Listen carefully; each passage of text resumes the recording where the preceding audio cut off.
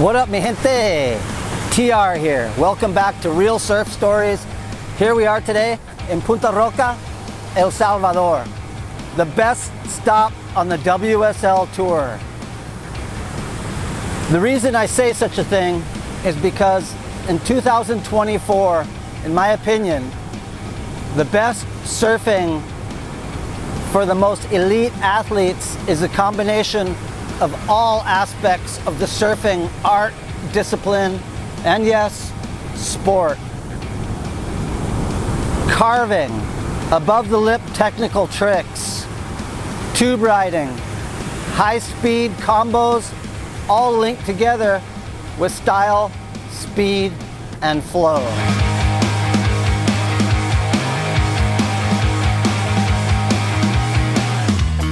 Found a space and time to let go of my fractures, my innocence. And this event proved that, with John Florence busting crazy technical combos above the lip, landing clean, into carving snaps, and the entire package.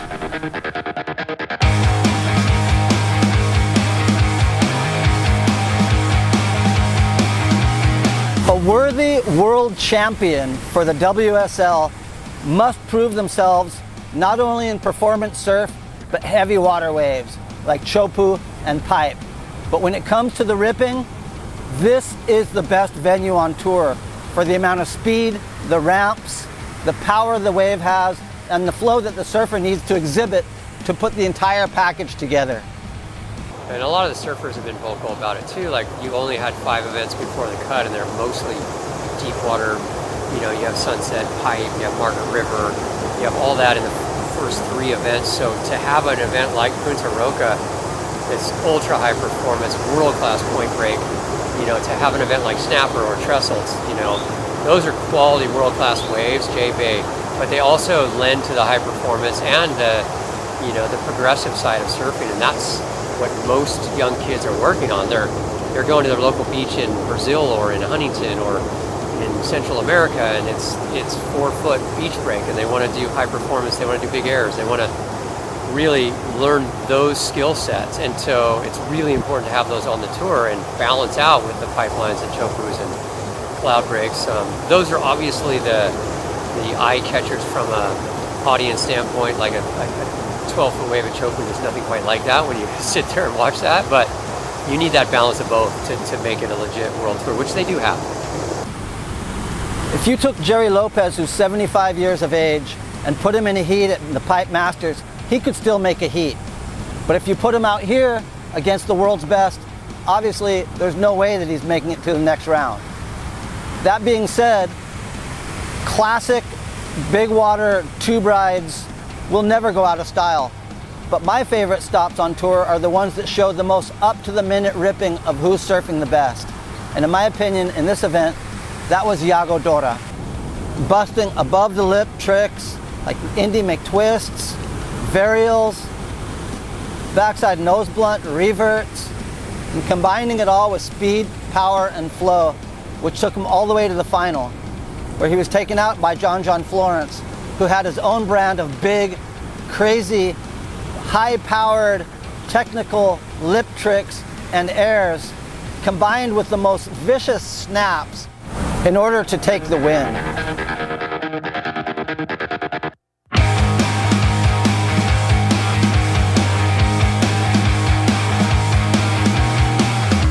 A city in the sky, I had it built with all of my reverence and magnificence, building with all the color and canvas. I hope that you would find what you're looking for in this silence without disarray. Search across this endless outdoor.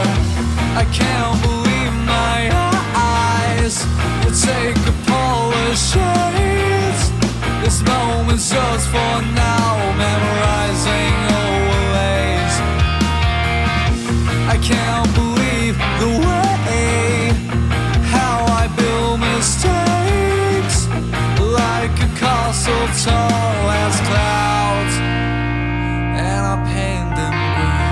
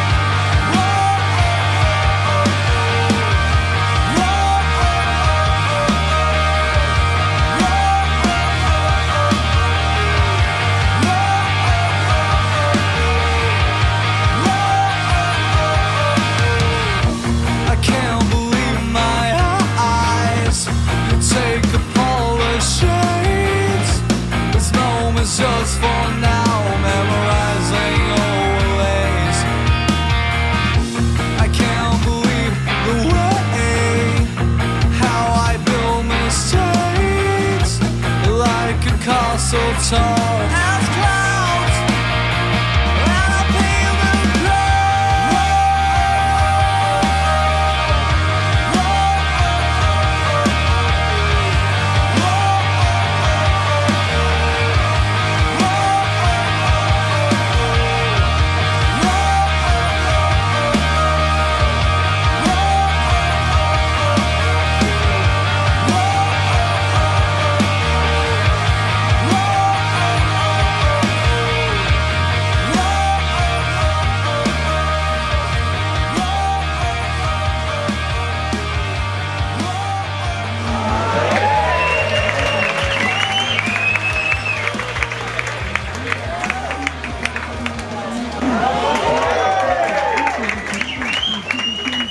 One obstacle here that really sets it apart from everywhere else on tour is getting in and out of the lineup over these slippery basketball-sized boulders.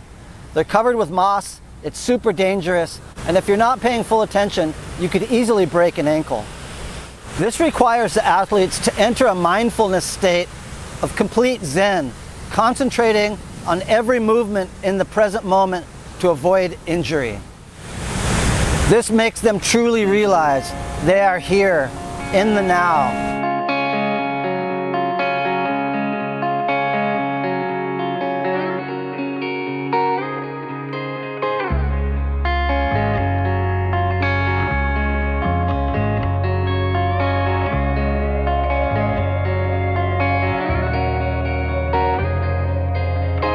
It comes from my pain.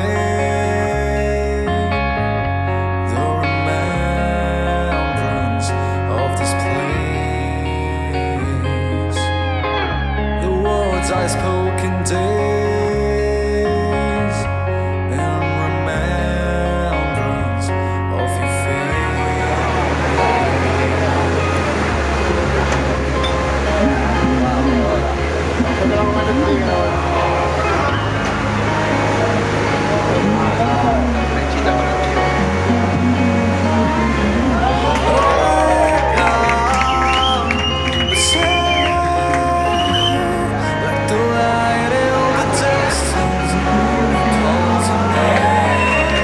The crowd came out in full force to support their local Brian Perez, who comes from this neighborhood right here and has been ripping this wave up since he was a little kid. I shot his first published photo. It was a water shot in Surfline, and ever since then, I've seen his level steadily rise to the level of world class.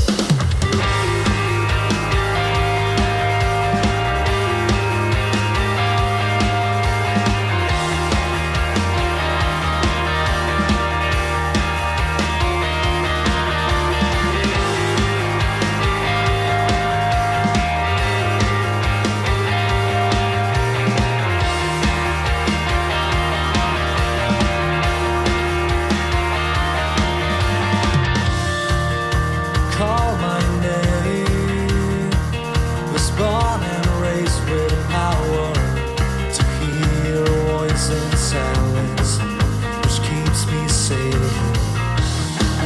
I wonder about it. Is it found or to be found? Should I check that nose mirror?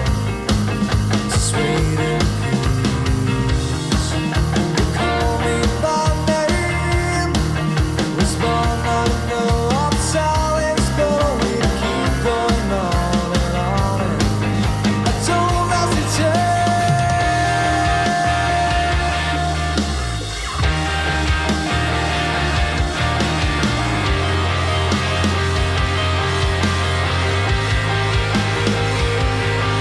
You come with the winds at seas.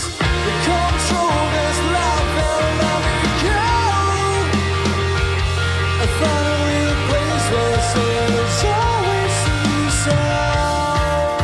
Found you like a gift, like a light that kills my darkness.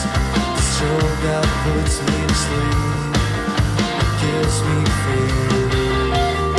I keep searching for you, but you can close away without a warning. The moment I couldn't pray, I don't hesitate.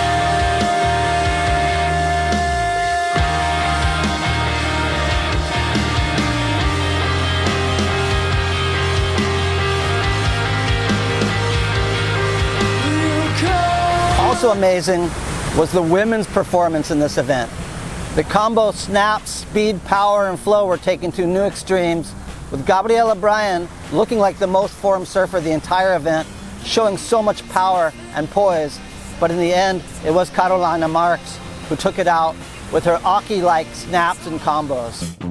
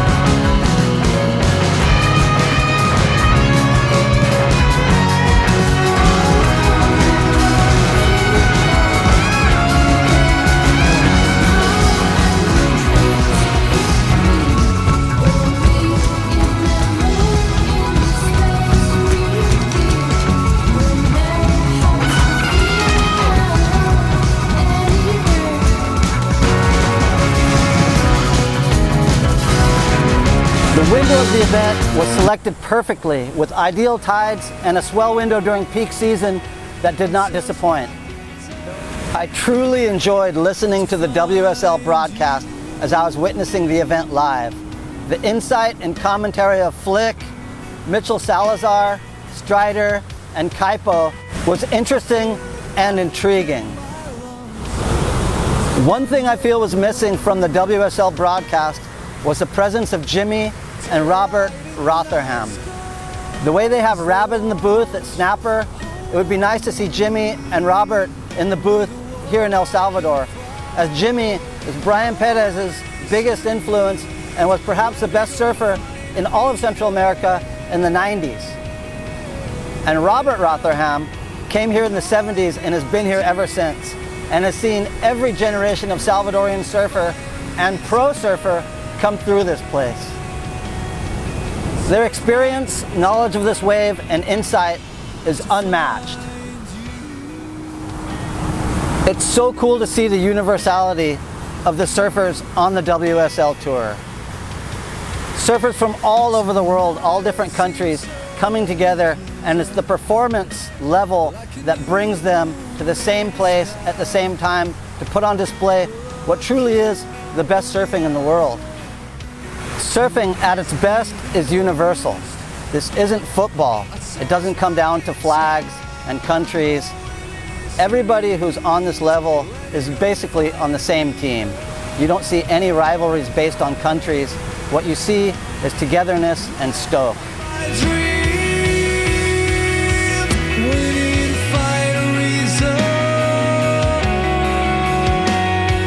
Search back in time.